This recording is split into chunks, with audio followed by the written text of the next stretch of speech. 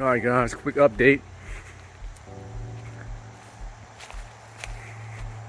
Chicken coop. Got the entrance secured. Steps in place. So we have our door here. I picked up this door. It's an automatic sensor on it. Picked it up from a website for $29. It works pretty well. So no complaints. Let's take a look in here.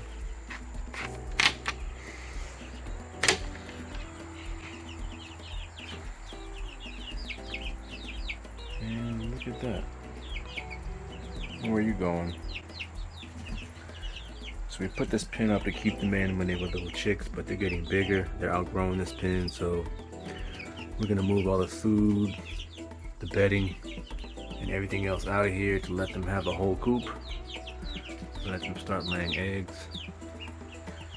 As you can see, they're getting bigger, very big, so it's time. It's definitely time. Okay, what is this on this guy? What is this?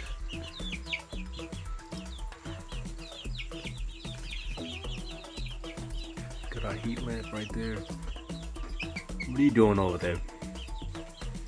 Why are you way back there?